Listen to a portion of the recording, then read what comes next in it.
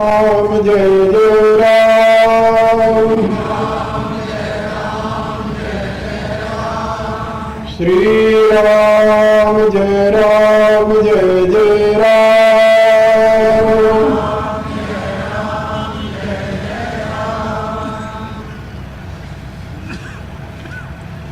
परावर रूप में उपस्थित मेरी प्रिय आत्माओं,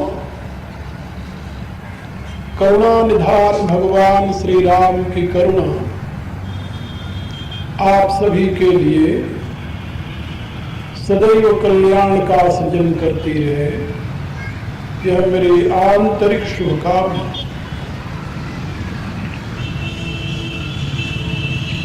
कल आप लोगों को ये बात समझाई गई थी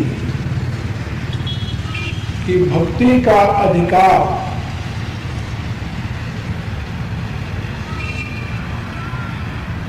मानव मात्र को ही नहीं, प्राणी मात्र को है। क्योंकि संपूर्ण जीव समुदाय एक ही परब्रह्म परमात्मा की अंशाभिव्यक्ति है और परमात्मा के साथ उसका सीधा संबंध है।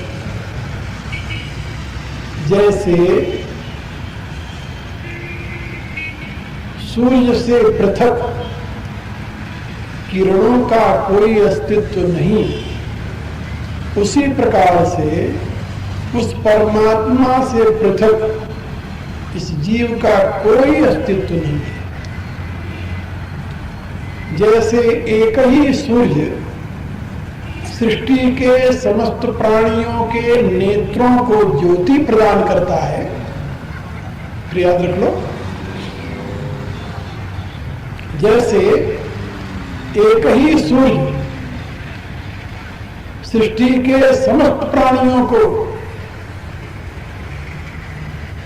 मानव है, पशु है, पक्षी है, कीट पतंग है, जहां तक अक्षरमंत जीव है, सभी को एक ही सूर्य ज्योति प्रदान करता है। उसी प्रकार से सृष्टि में जितने जीव हैं, सभी जीवों को चेतना प्रदान करने वाला वह एक ही परमात्मा है। इसलिए सभी जीवों का उस परमात्मा से नित्य शाश्वत संबंध है। इसलिए उसके ज्ञान के, उसके प्रेम के, उसके शक्ति के सभी जीव अधिकारी हैं।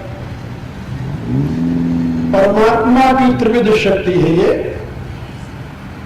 जिसके लिए वेद में बताया गया है, पराश शक्ति विविधैव श्रूयते स्वभाव की ज्ञान बल क्रिया थी।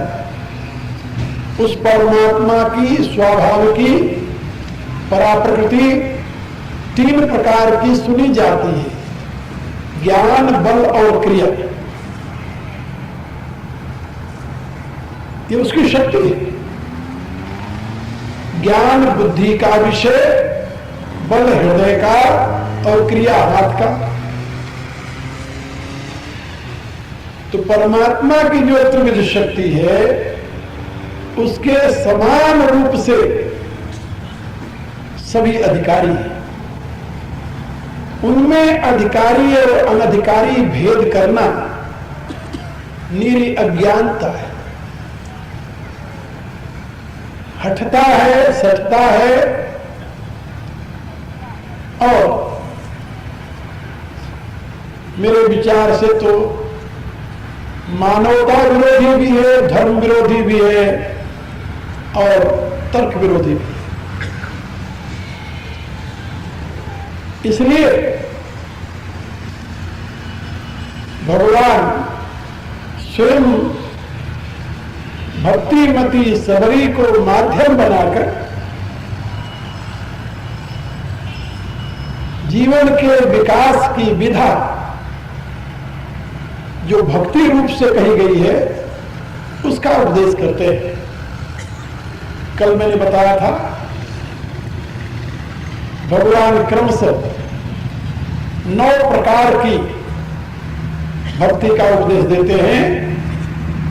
वो भक्ति का प्रारंभ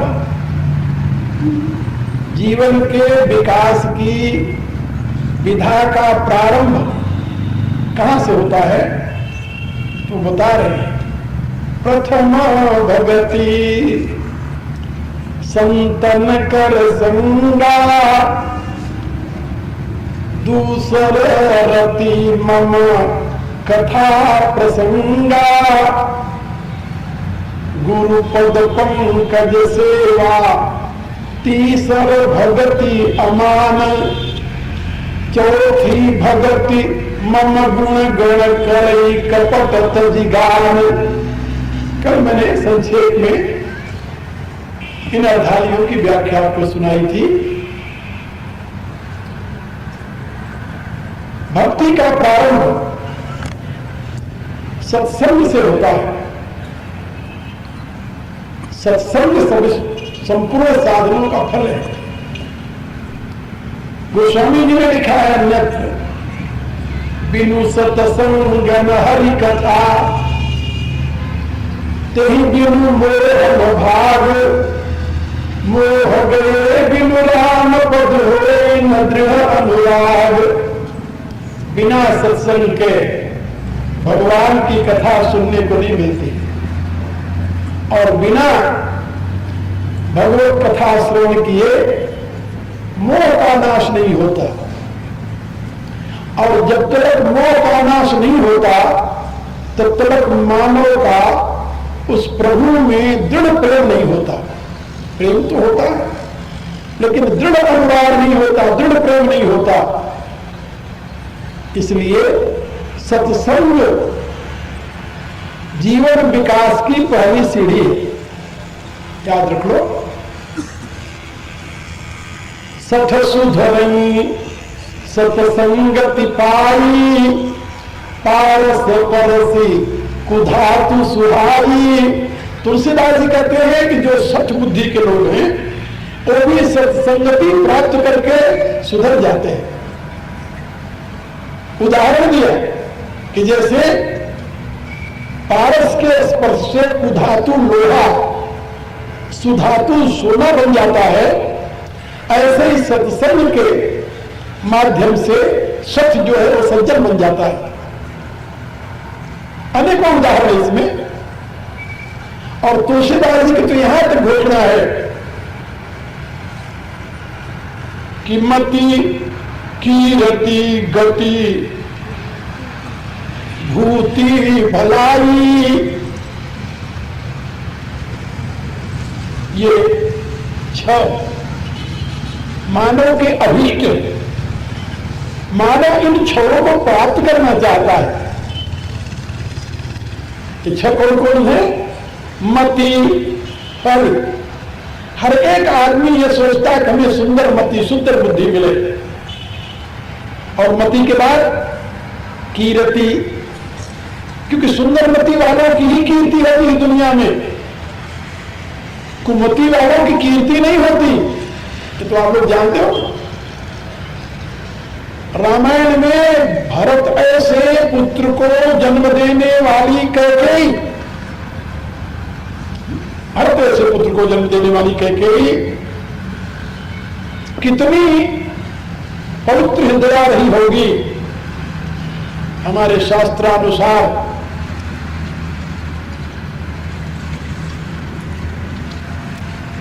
कभी भी ऊषर भूमि में बासमती की उपलब्धि नहीं होती। आप लोग जानते हैं कभी तलैया की सीपी में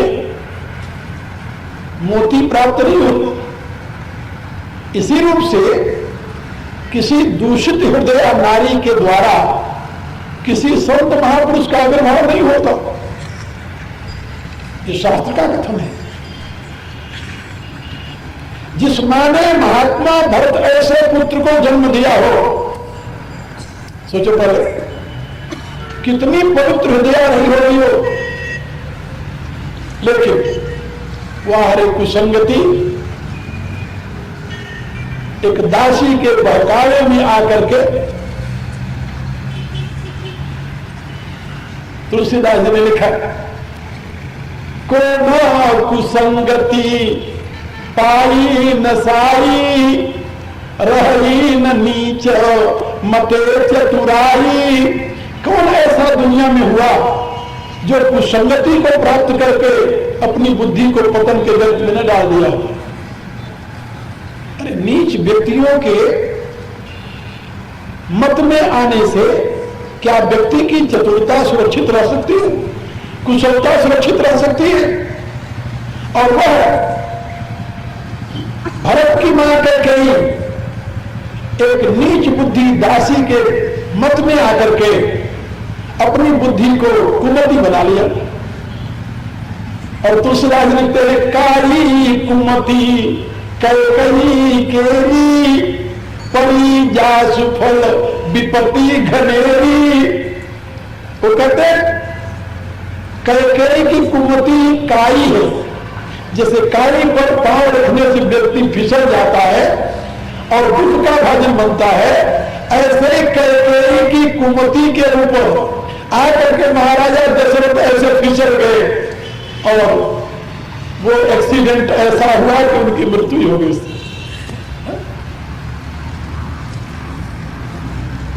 मेरे कहने का उत्तर है कि हर एक व्यक्ति सुमति चाहता है, क्योंकि सुमति ही कीर्ति का आधार है। और कैकेयी कुमति के कारण ही आज तक समाज में अपमानित होती है। आप लोग जानते हैं, हमारे हिंदू परिवारों में अनेकों महिलाएं होंगी जिनका नाम कौशल्या होगा, जिनका नाम सुमित्रा होगा, सीता होगा, उर्मिला होगा, लेकिन क्या कभी किसी का नाम कैकेयी सुना है? नहीं। क्यों? कारण क्या? लाखों वर्ष पूर्व वो देवी हुई है, लेकिन उसकी कुमति के नाते आज दिन तक उसकी अपकीर्ति ही होती चली आ रही। तो तुलसीदास लिखते हैं कि सबसे पहले तो मति, सुमति, और मति के शुद्ध होने पर फिर मनुष्य को मिलती कीर्ति। कीर्ति किसकी है? जिसकी उत्तर मति है, जिसकी उत्तर बुद्धि है। तो मति, कीर्ति, गति, और जिनकी शुद्ध मति है, जिनकी दुनिया में कीर्ति है, उन्हीं को सद्गति भी प्राप्त होती है, मोक्ष के भी वही अधिकारी होते हैं। तो मति, कीर्ति, गति, भूति, भलाई और ऐश्वर्य किसे प्राप्त होता है? वैभवशाली कौन होते हैं? का जिनकी सुरती है। आप लोग जानते हो, कुमति वाला एक पुत्र पैदा हो जाए तो पूर्वजों की अमित संपत्ति को वह एक दाव पर साफ कर सकता है। एक राजा ने अपने देश के सभी व्यसनी व्यक्तियों को बुलाया, व्यसनी जिनके दुर्व्यसन लगे हुए थे, कहा कि इनकी व्यवस्था हम सारी कर दें जिससे समाज में किसी प्रकार का उधम न मचावे, समाज में शांति रहे। अफीम खाने वाले को, गांजा पीने वाले को, शराब पीने वाले को, सबको बारी बारी से बुलाया और सबसे पूछा कि भाई तुम्हारी क्या डिमांड है, यानी क्या नित्य का क्या खर्च है तुम्हारा। सभी ने अपना अपना खर्च बता दिया और उसने कहा कि हम तुम्हारा खर्च तुम्हें बैठे बैठे दिया करेंगे, समाज में अशांति नहीं मचाता। आखिर में उसने जुआरी को बुलाया, उसने उससे पूछा भाई तुम्हारा क्या दैनिक खर्च है। उसने कहा हुजूर का सारा राज्य एक बार। भाई एक ऐसा ये ऐसा खर्च है जिसकी कोई पूर्ति नहीं कर सकता। और ये किसका परिणाम है? कुमति का। यदि सन्मति हो तो ऐसी प्रवृत्ति किसी के जीवन में नहीं आ सकती। तो वैभव किसके पास है? कहा जो बुद्धिशील है, विवेकशील है, लक्ष्मी भी उसी के पास रहती है। दुर्गा सप्तशती में देवता लोग भगवती की प्रार्थना करते हुए कहते हैं, या श्री स्वयं सुकृतिनाम भवनेषु अलक्ष्मी पापात्मनाम कृतधियाम हृदय सुबुद्धि।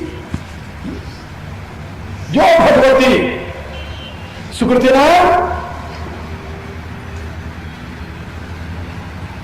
जो पुण्यात्मा है, उनके यहां श्री रूप से, संपत्ति रूप से, वैभव रूप से विराजित होती है। और जो पापात्मा है उनके यहां दरिद्रता रूप से विराजित होती है। भवनेषु अलक्ष्मी, अलक्ष्मी माने दरिद्रता। ये दरिद्रता भी भगवती का एक रूप है। ये कौन सा रूप है? अभावात्मक रूप है। और वैभव भावात्मक रूप है। ये दोनों भगवती के स्वरूप हैं। या स्वयं सुकृतिनाम भवनेषु लक्ष्मी पापात्मनाम और कृतधियाम हृदय सुबुद्धि। और जो साधक हैं, जो आराधक हैं, उनके हृदय में बुद्धि रूप से विराजमान है, विशुद्ध बुद्धि के रूप में। श्रद्धा सताम, और जो सत्पुरुष है उनके हृदय में श्रद्धा रूप से विराजमान है। कुलजनक प्रभव से लज्जा, और जो उत्तम कुल वाले हैं उनके हृदय में लज्जा रूप से विराजमान है। ताम ताम नतास्म परिपालय देवी विश्व। हे देवी, मैं तुम्हें जो अनेक रूपों में विराजित है उसको नमस्कार करता हूं। तुम इस विश्व का पालन कर। कहने का अभिप्राय कि दरिद्रता जो है वह बुद्धिहीनता का परिणाम है। इतना ही नहीं, बुद्धिहीनता, विवेकहीनता, ज्ञानहीनता पहले मनुष्य को दरिद्र बनाता है। और दरिद्री निर्बल होता है, और निर्बल परतंत्र होता है। महात्मा उष्णा ने, शुक्राचार्य ने अपने नीति शतक में एक बात समझाई है कि परतंत्रता का मूल कारण क्या है। तो उन्होंने कहा परतंत्रता का मूल कारण है निर्बलता। कहा निर्बलता का मूल कारण क्या है? कहा दरिद्रता। कहा दरिद्रता का मूल कारण क्या है? कहा अज्ञानता, बुद्धिहीनता। अज्ञानी दरिद्र होता है, दरिद्री निर्बल होता है, निर्बल परतंत्र होता है। और इस प्रक्रिया के प्रकाश में देखो तो आपके भारतवर्ष के 900 वर्षों का इतिहास इसका साक्षी है। सबसे पहले यहां के लोगों को ज्ञान से वंचित किया गया, ज्ञान, और ज्ञान से वंचित करने के परिणाम यहां के लोग निर्धन हो गए, और निर्धनता का परिणाम हुआ निर्बलता, निर्बलता का परिणाम हुआ परतंत्रता। और जिसकी चक्की में कई शताब्दियां यह महान राष्ट्र की महान जाति पिसती रही। तो तुलसीदास जी के शब्दों में मति कीरति गति भूति और भलाई, भलाई माने प्रशंसा, अच्छाई, मनुष्य में जो सद्गुणों का आधान है, सद्गुणों की प्रतिष्ठा है, सद्गुणों की वृद्धि है, इसके विषय में कहते हैं जो जही जतना जहां जब जही जतना जहां जो पाई। जिस व्यक्ति ने जिस प्रकार से जहां भी प्राप्त किया है उसका अनुसंधान करोगे तो आपको प्राप्त हो मिलेगा। सो जानब सत्संग प्रभाव लोक वेदन आन उपारू। वो कहते हैं ये बातें जिसको प्राप्त हुई हैं वो सत्संग के प्रभाव से प्राप्त हुई है। लोक और वेद में दूसरा कोई उपाय नहीं है इसके कि आप सत्संग करें, सत्पुरुषों का संग करें, आपको सुमति प्राप्त हो जाएगी और सुमति के द्वारा आपके सारे गुण प्राप्त हो जाएंगे। इसलिए प्रथम भगति संतन कर संगा, और सत्संग में उस परमात्मा के दिव्य गुणों का गान, परमात्मा की महिमा का बखान, परमात्मा की पवित्र लीलाओं का कीर्तन, यही सब तो होगा और क्या होगा। और इससे मनुष्य का मोह नष्ट हो जाता है। मोह क्या है? मोह है चित्त। शरीर में जो आत्मबुद्धि है, क्या समझे? हाँ, आप कहते हो कि मैं उच्च हूं, किसके नाते? शरीर के नाते ना। इसका अभिप्राय आपकी आत्मबुद्धि शरीर के साथ जुड़ी हुई है। अमुक नीच है, किसके नाते? शरीर के नाते। आत्मा के नाते तो नीच कोई नहीं है, आत्मा तो एक ही है, सब में प्रकाशित हो रहा है। और गंभीरता से देखोगे तो शरीर के नाते भी कोई नीच नहीं है और कोई ऊंच नहीं है कि पंचमहाभूतों का ही शरीर आपका है और पंचमहाभूतों का शरीर उनका भी है, जिनको आप अछूत समझते रहे या हीन समझते रहे, नीच समझते रहे, अंतर कुछ नहीं है ना। हाँ, इतना अवश्य है कि आपके पास शुद्ध बुद्धि परमात्मा ने दी तो आप अपने आप को संयम से, पवित्रता से रखते हैं। उनकी बुद्धि मलिन है, अशुद्ध है, इसलिए मांसाहारी है, शराब पीते हैं, अपवित्र अभक्ष भक्षण करते हैं, अनाचार का जीवन बिताते, यही है। तो कर्म में परिवर्तन है और कर्म में परिवर्तन किसके नाते है? बुद्धि के नाते है। लेकिन बुद्धि वही त्रिगुणात्मक आपकी भी है, उनकी भी है। आप में सतोगुण की वृद्धि है, उनमें तमोगुण की प्रधानता है। अब तमोगुण की प्रधानता होने के नाते आप उनको नीच समझते हैं और यदि उनको उसी अवस्था में रहने देंगे तो वहां से उठ करके वो रजोगुण और सतोगुण में कैसे पहुंचेंगे?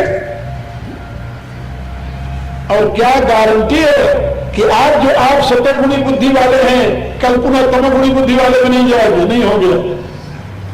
कैसे कह सकते?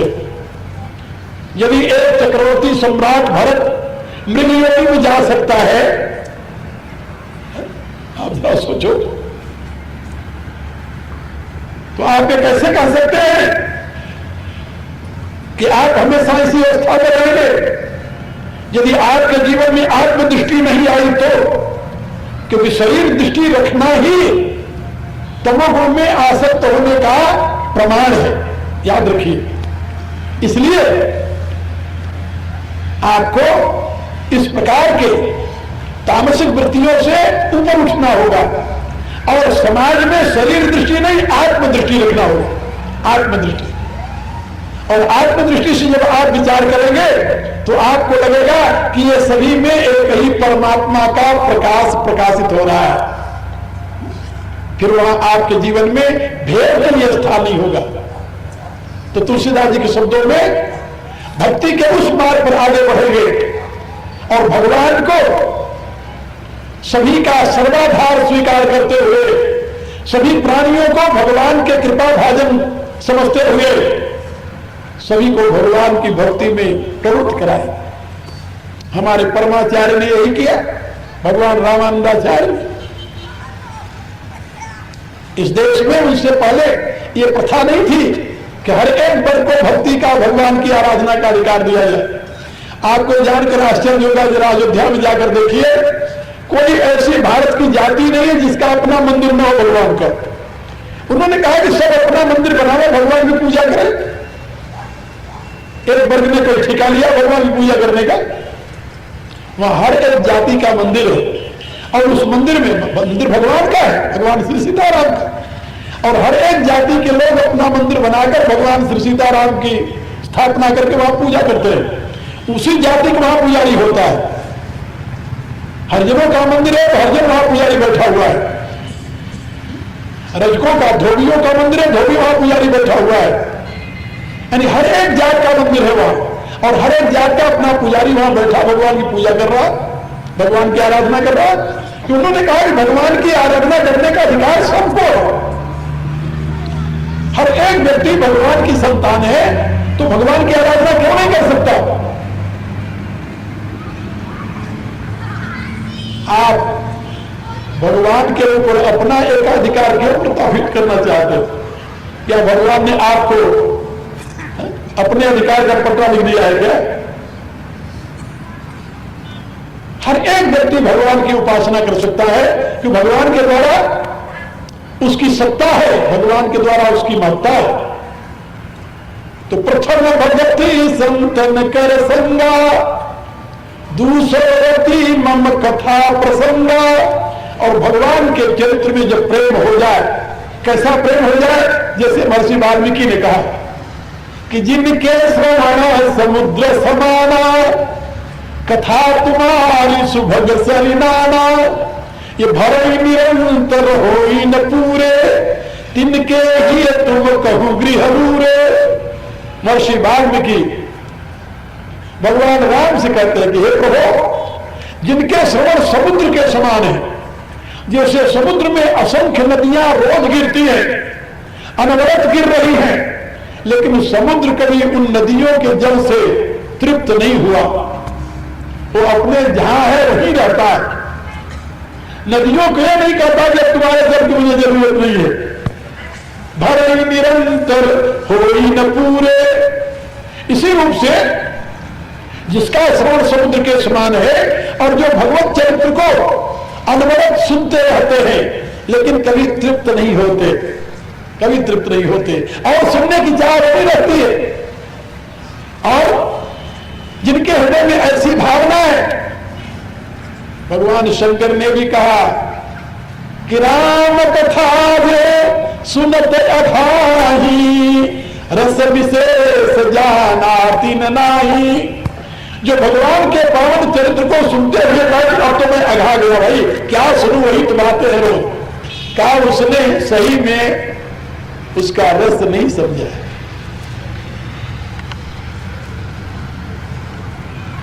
उसका रस नहीं समझा, उसकी महिमा नहीं समझी। राम कथा माने ब्रह्म की लीला, परमात्मा की लीला। वो अनेक रूपों में अनेक प्रकार की लीलाएं किया करता है। ये सृष्टि भी उसकी लीला है। लोक वक्त लीला का उल्लेख भगवान व्यासदेव ने कहा ब्रह्मसूत्र में। इसलिए आप दर्शन शास्त्र का विश्लेषण सुनते हैं तो भगवान का चरित्र सुनते हैं। ये नहीं कि रामायण की कथा ही भगवान का चरित्र है, ऐसी बात नहीं है। संत कबीर ने कहा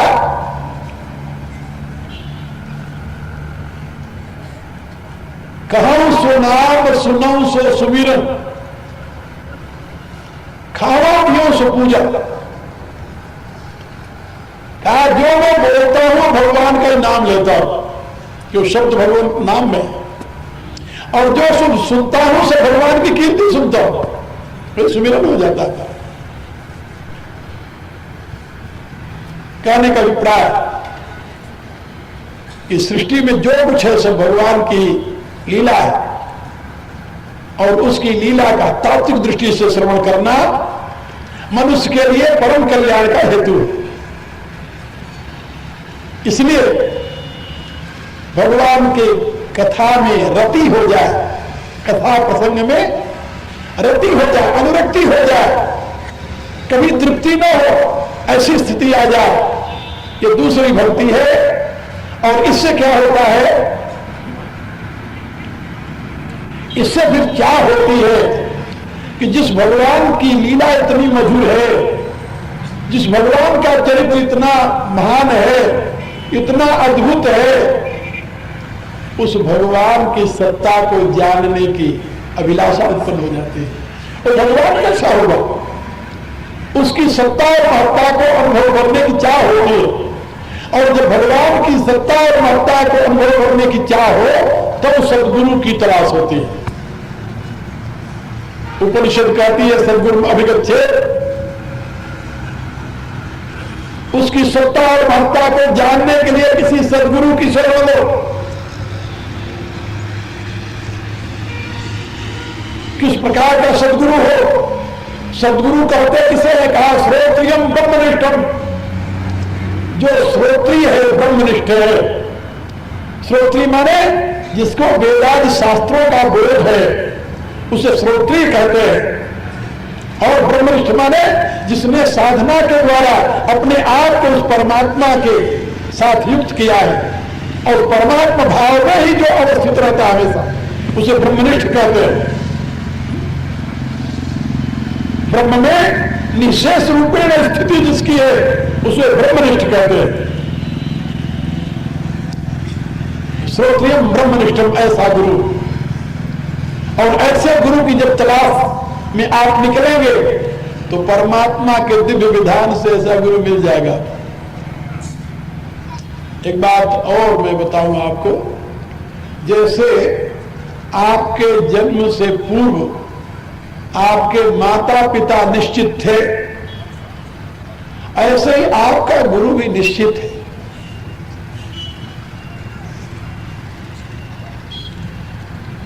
गुरु भी निश्चित है। जब उसको आप देखेंगे, उसकी वाणी सुनेंगे, तो उसके शब्द सीधा आपके हृदय को स्पर्श करने लगेंगे, और जिसके शब्द सीधा आपके अंतःकरण में प्रवेश करने लगे, समझ लेना कि यही आपका गुरु है। और उस गुरु की सेवा में, उस गुरु की शरण में जब आप जाएंगे, स्वयं को समर्पित करेंगे, तो उसके द्वारा आपको दो प्रकार की शक्तियां मिलेंगी। एक तो भगवत गुणानुवाद की शक्ति, और दूसरे भगवत मंत्र की दीक्षा। ये दो चीजें गुरु के द्वारा प्राप्त हो रही है, ये कहीं दूसरी जगह से नहीं मिलती। एक बात याद रखना, किताब पढ़कर के अनुभव नहीं आते, बड़ी चीज है, बहुत शक्तिशाली। मंत्र परम लघु जास बस विधि हरिहर सुर सर्व, संपूर्ण देवता मंत्र के अधीन होते हैं। ब्रह्मा विष्णु महेश आदि मंत्र के अधीन है, और किसी सदगुरु से मंत्र ग्रहण करके असुरों ने भी जाप करके उससे परमात्मा को अपने अधीन कर लिया था। अनेकों उदाहरण आपको पुराणों में मिलेंगे, प्राप्त होंगे। मेरे कहने का अभिप्राय कि जब आप सदगुरु की शरण ग्रहण करेंगे तो सदगुरु के द्वारा आपको एक तो भगवत गुणानुवाद गान करने की शक्ति प्राप्त होगी, और दूसरा वह आपके इष्ट का मंत्र आपको प्रदान करेगा। गुरु मंत्र जब देता है तो आपकी मानसिक अवस्था के अनुसार वह आपको अपने इष्ट के चयन की सुविधा प्रदान करता है। यह हमारे सनातन धर्म में बहुत व्यापक दृष्टिकोण रहा है और बहुत अच्छी व्यवस्था रही है। अब तो सारी बातें विकृत होती चली जा रही। ये जो नए नए पंथ निकले हैं, नए नए, उन पंथों की एक ट्रेडमार्क जैसे होता है, वैसे उनका ट्रेडमार्क मंत्र है। किसी अवस्था का व्यक्ति वहां चला जाए, वही मंत्र उसको देते चले जाएंगे, चाहे वह उसके इष्ट के साथ उपयुक्त बैठता है या नहीं बैठता है। और एक बार जो उसमें चला गया तो पुरानी मान्यता है कि गुरु तो एक ही होता है, एक बार फंस गया तो फंस गया। वो चाहते हुए भी दूसरी जगह नहीं जा पाता बेचारा। लेकिन शास्त्र में ऐसी कोई व्यवस्था नहीं है। ये बात याद रखना, जो अवैदिक मंत्र हैं या जिन मंत्रों का कोई वैदिक आधार नहीं है, ऐसे मंत्रों के ग्रहण से या जाप से मनुष्य के उत्थान की प्रक्रिया पूरी नहीं होती, क्योंकि मननात् त्राणात् मंत्र, ये मंत्र की व्याख्या की गई है। जिसके मनन करने से आपके जीवन की रक्षा हो, मंत्र है। और उस मंत्र की उपलब्धि भी आपको सदगुरु के द्वारा हो। तो यहां पर गोस्वामी जी ने चौथी और पांचवी भक्ति के रूप में, पहले तीसरी भक्ति के रूप में बताया गुरुपद पंकज सेवा, तीसर भक्ति अमानो। गुरु की शरणागति स्वीकार कर उनके चरणों में बैठकर उनकी आज्ञा का पालन करते हुए उनकी सेवा करें। हमारे इतिहास में ऐसी बहुत घटनाएं पढ़ने को आपको मिलेंगी जिससे आप सुन करके आश्चर्यचकित हो जाएंगे। ये आपके निकट ही कुरुक्षेत्र नामक स्थान है और इसको ब्रह्मावर्त कहते हैं। ये जो नदी बह रही है घग्घर जिसे कहते हो आप लोग, इस घग्घर से लेकर के और जो आप लोगों ने देखा होगा मारकंडा नदी जो बहती है, मारकंडा, उस मारकंडा तक, घग्घर से मारकंडा तक का जो मध्य का क्षेत्र है, इस मध्य के क्षेत्र को यज्ञ वेदी कहते हैं, ब्रह्मावर्त कहते हैं। और इसी ब्रह्मावर्त को कुरुक्षेत्र भी कहते हैं। इसी कुरुक्षेत्र में एक ऋषि रहते थे और उनके 3 शिष्य थे। शिष्य तो अनेकों थे लेकिन तीनों का नाम बड़ा प्रसिद्ध है। उसमें से एक शिष्य की बात मैं आपको बता रहा हूं जिसका नाम था आरुण। गुरु ने आज्ञा दी कि वत्स बारिश हो रही है। जो आश्रम होते थे प्राचीन काल में वो सभी स्वावलंबी होते थे। अपने आप में आश्रमों में ऋषियों के हर एक प्रकार की व्यवस्था होती थी। तो वहां खेती भी होती थी, कृषि भी,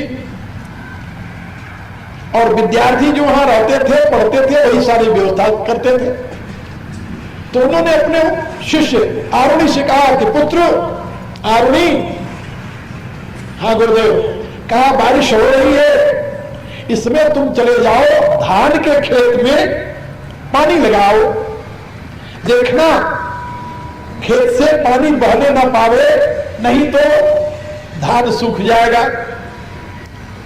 शिष्य ने स्वीकार किया, बहुत अच्छा।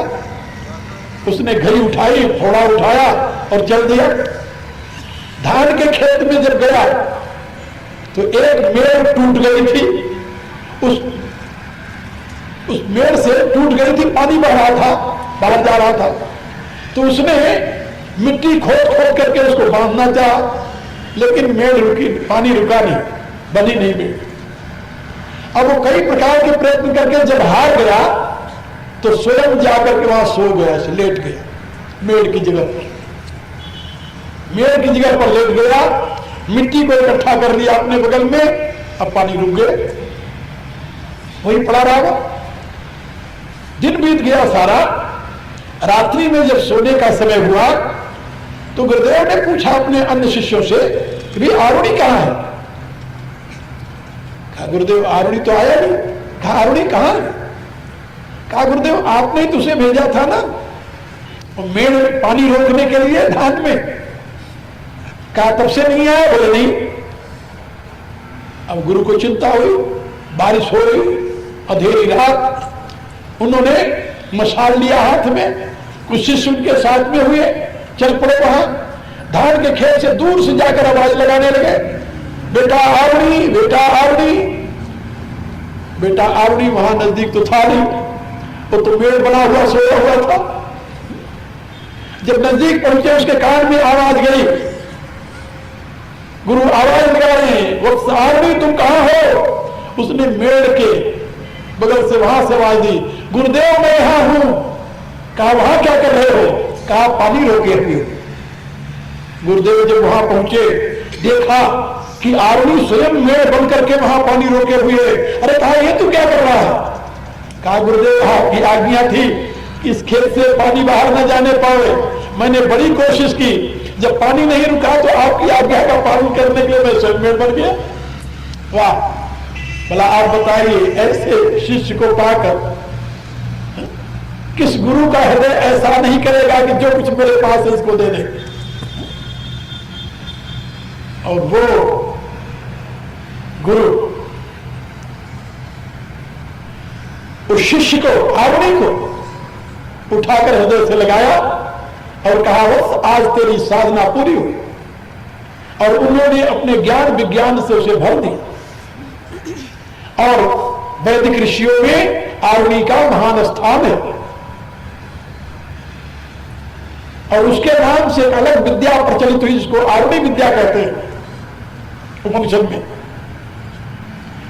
तो ऐसे ऐसे उदाहरण मिलते हैं। गुरुपद पंकज सेवा, उसमें सबई स्वयं एक आदर्श है जो अपने गुरु की सेवा करके परम सिद्धि को प्राप्त किया, जिसके लिए महर्षि वाल्मीकि लिखते हैं वो जगत वंदिता है और श्रमणीम धर्म संस्थिता और संन्यास धर्म में प्रतिष्ठित होने के नाते वो जगत वंदिता बन गई। मेरे कहने का अभिप्राय कि गुरुपद पंकज सेवा तीसर भक्ति अमान, इसके साथ एक शब्द तुलसीदास ने कहा अमान। अमान माने अभिमान रहित होकर, मान के साथ सेवा कोई अर्थ नहीं रखता, ये भी याद रखो। मान के साथ सेवा कोई अर्थ नहीं रखता, इसलिए गुरुपद पंकज सेवा तीसर भक्ति अमान। भगवान ने गीता में भी कहा है अमानित्वम अदम्भित्वम अहिंसा क्षांतिरार्जवम आचार्योपासनम शौचम। ये भगवान ने गीता के 13वें अध्याय में बताया। ये सब साधना है और इन साधनाओं से व्यक्ति परम ज्ञान विज्ञान का भाजन बन जाता है। तो गुरुपद पंकज सेवा तीसर भगति अमान, और उसके बदले क्या मिला उसे? चौथी भगति मम गुण गण करई कपट तजगान। अब गुरु के कृपा प्रसाद से उसे भगवान के गुणों की उपलब्धि हुई, बोध हुआ। और जब भगवान के गुणों की उपलब्धि हुई तो अब वो कपट त्याग करके, स्वार्थ छोड़ करके, दिखाने के लिए नहीं, लोगों पर प्रभाव डालने के लिए नहीं, बल्कि या लोभ से नहीं, दंभ कपट से नहीं, बल्कि लोक हित की भावना से वो परमात्मा के गुणों का गान करता हुआ विश्व में विचरण करता है। और इसके पश्चात बताया मैंने, गुरु जी से दो तत्व मिलते हैं। एक तो परमात्मा के गुणगान का सामर्थ्य, गुणों का बोध, और दूसरा परमात्मा के किसी रूप विशिष्ट, नाम विशिष्ट से युक्त मंत्र। अब पांचवी भक्ति का रूप भगवान बता रहे हैं कि मंत्र जाप मम दृढ़ विश्वासा पंचम भजन सुवेद प्रकाशा। मंत्र का जाप और जाप के साथ मेरे में दृढ़ विश्वास। महर्षि पतंजलि ने कहा है कि समाधि को प्राप्त करने की दो प्रक्रियाएं। एक तो प्रक्रिया है अभ्यास वैराग्याभ्याम तन निरोध। अभ्यास और वैराग्य। अभ्यास माने तत्र स्थितो यत्नो अभ्यास, बार बार अपने आत्म स्वरूप में अवस्थित होने का जो प्रयत्न है उसको अभ्यास कहते हैं।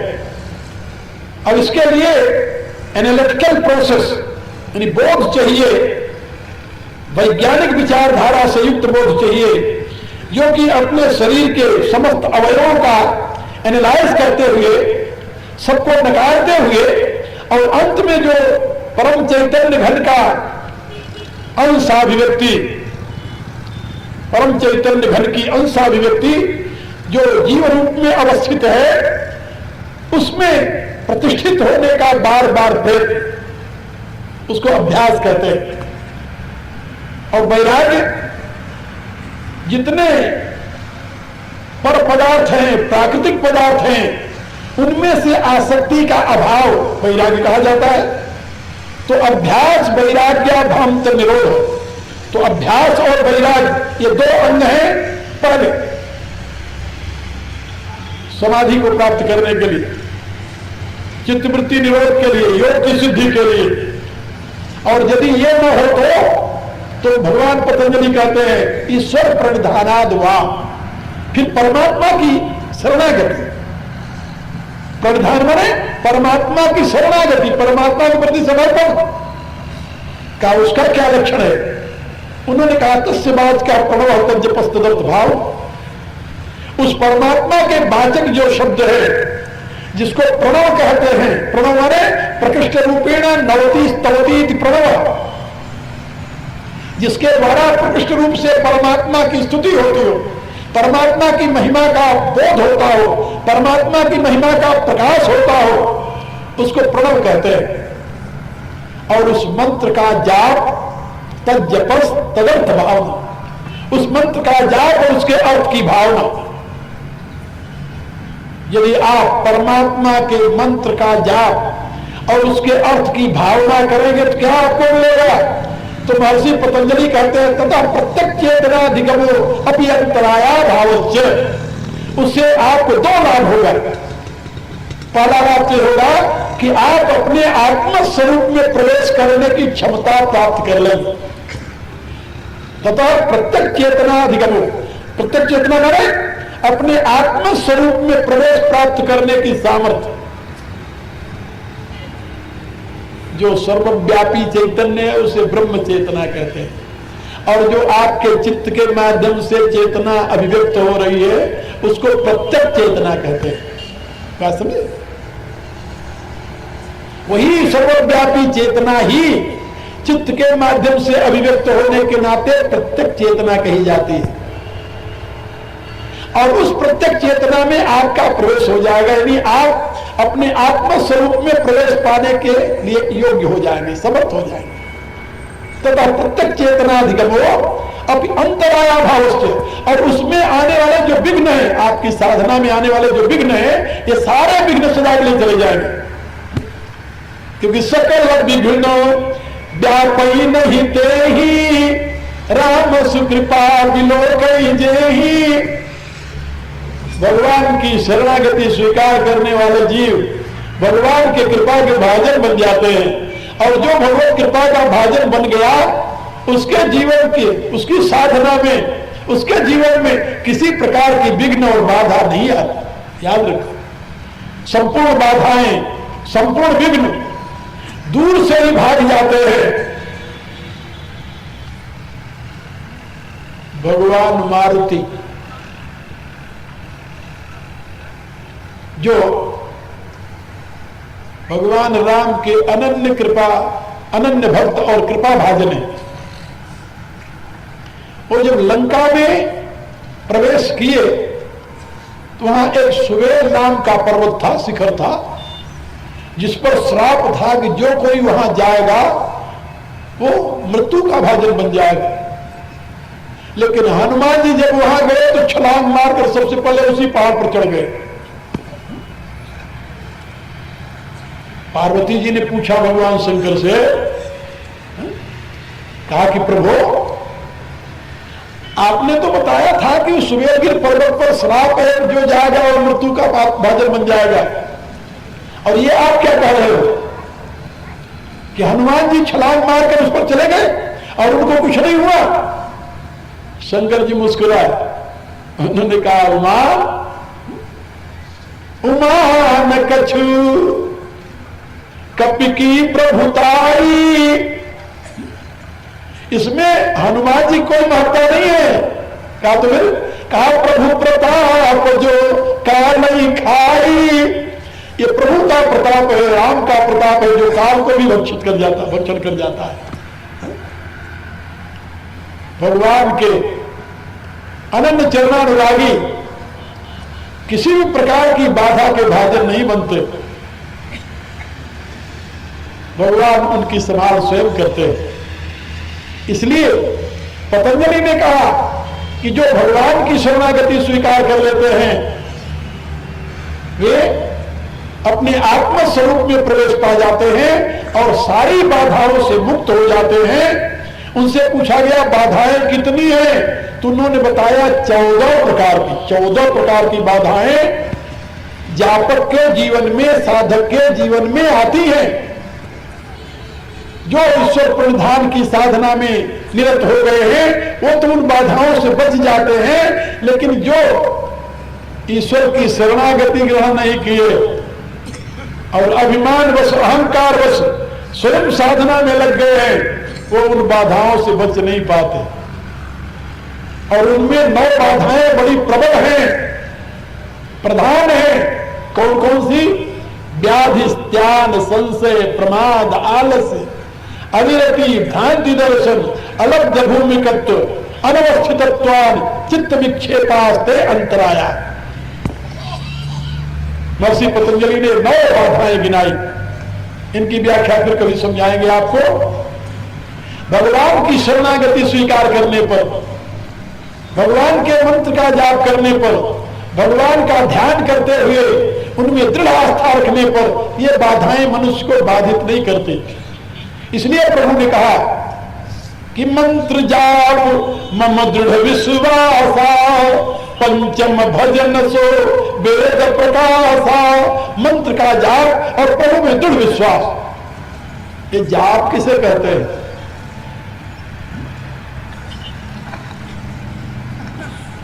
जाप की व्याख्या की गई शास्त्रकारों द्वारा, मनो मध्य स्थितो मंत्रो। याद कर लो, मनो मध्य स्थितो मंत्रो और मंत्र मध्य स्थितम मनः।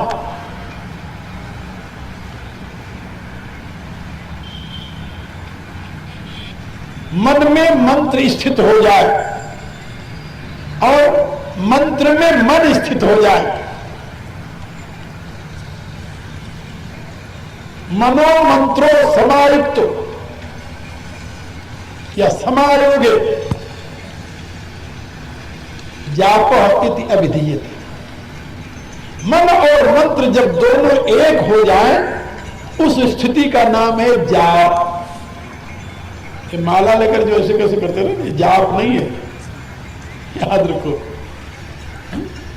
माला तो कर में फिरे, जीव फिरे मुख माही, मनवा तो चहुदिस फिरे, ये तो सुमिरन ना है। इसको जाप नहीं कहते। जाप का लक्षण वही जो मैंने भी आपको बताया। मनो मध्य स्थितो मंत्रो, मंत्र मध्य स्थितो मनः, स्थितम मनः।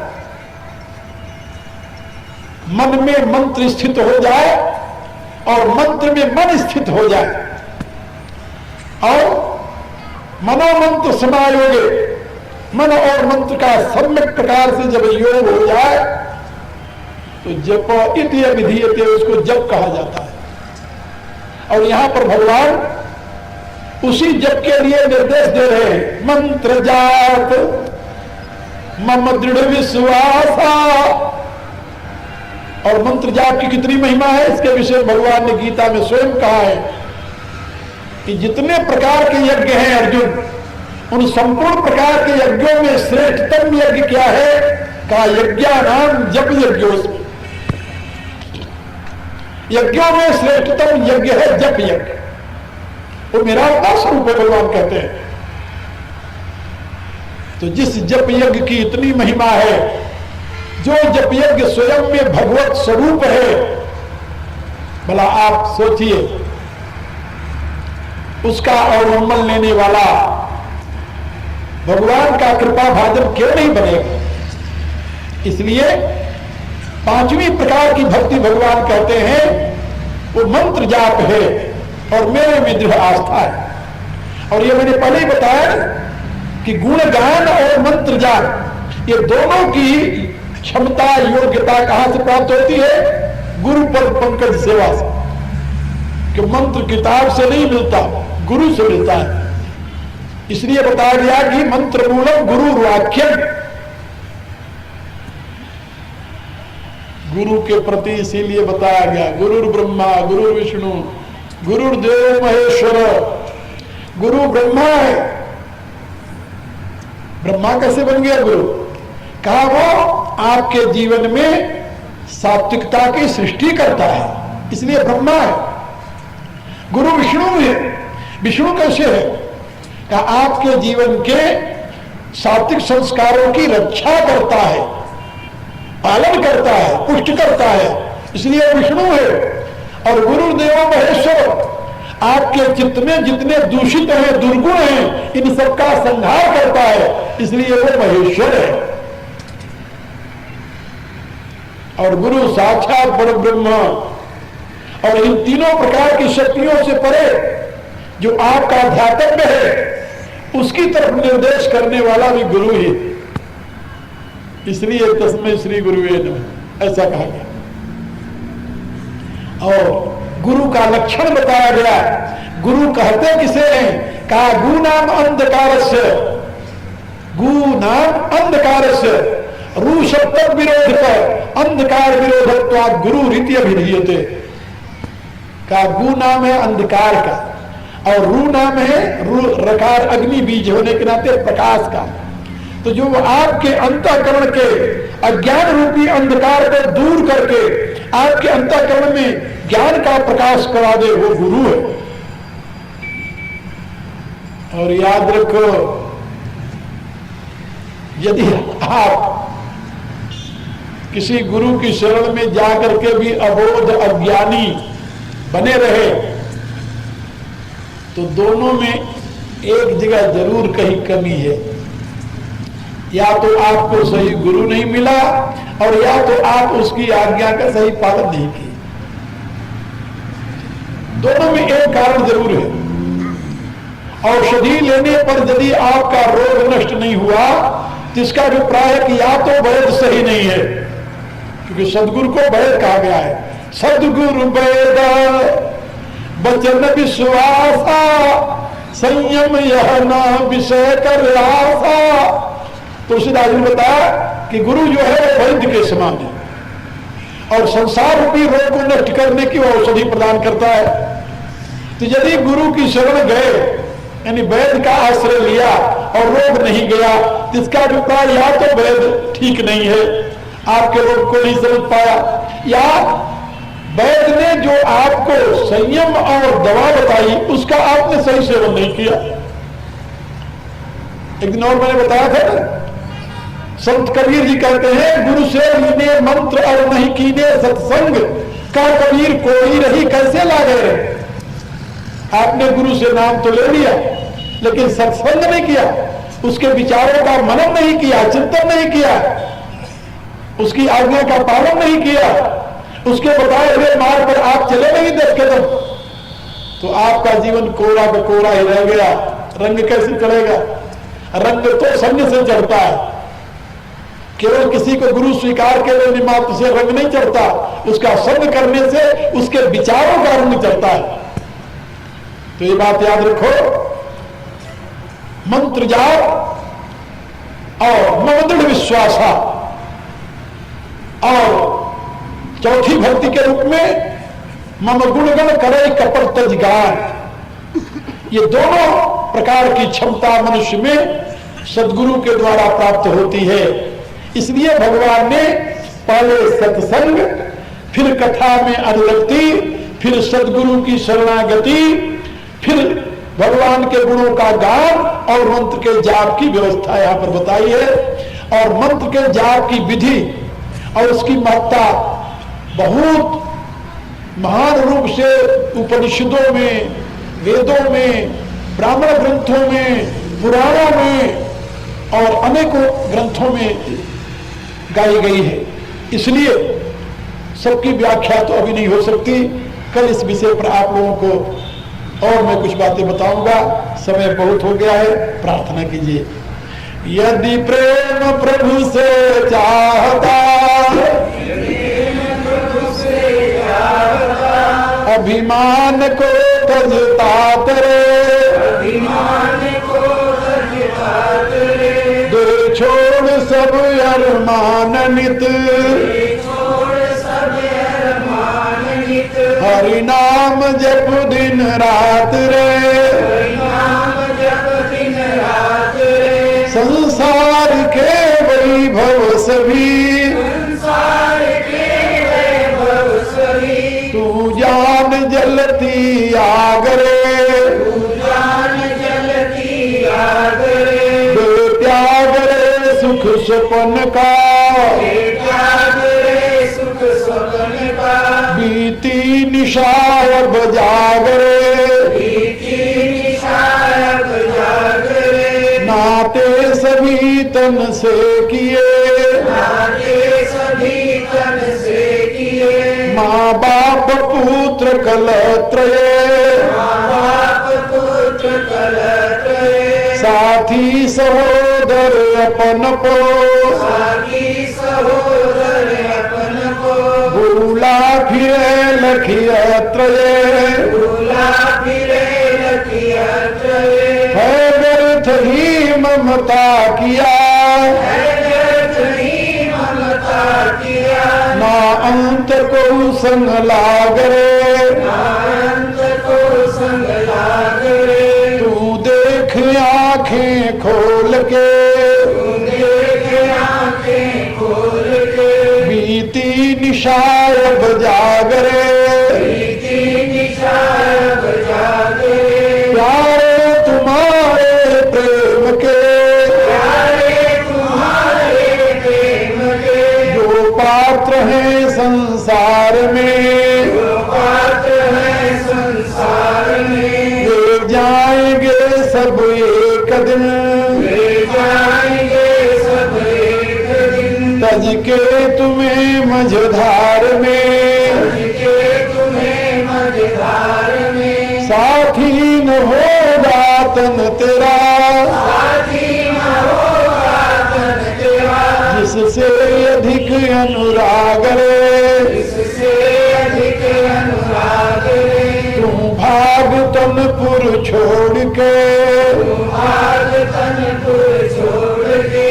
बीती निशाब जागरे, बीती निशाब जागरे, तू तन नहीं तू मन नहीं, तू तन नहीं तू मन नहीं, ना इंद्रिया चित बुद्धि है, ना इंद्रिया चित बुद्धि है, प्राकृत गुणों के खेल में, प्राकृत गुणों के खेल में, भूला हुआ निज शुद्धि है, भूला हुआ निज शुद्धि है, करता नहीं तू कर्म का, करता नहीं तू कर्म का, अभिमान तन का त्याग रे, अभिमान तन का त्याग रे, पहचाने अपने आप को, पहचाने अपने आप को, बीती निशाब जागरे।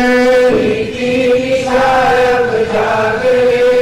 आप लोग आज शायद चौथा पांचवा दिन हो गया, पांचवा दिन है ना, 5 दिनों से सत्संग का लाभ ले रहे हैं।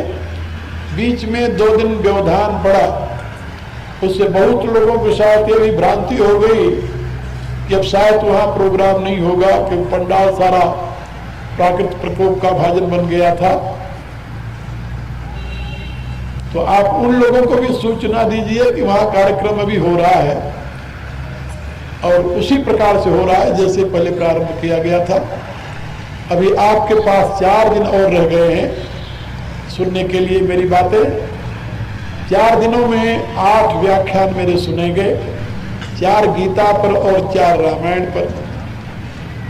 मेरे विचार से आप लोगों के लिए काफी ये प्रेरणाप्रद और शक्तिप्रद होंगे।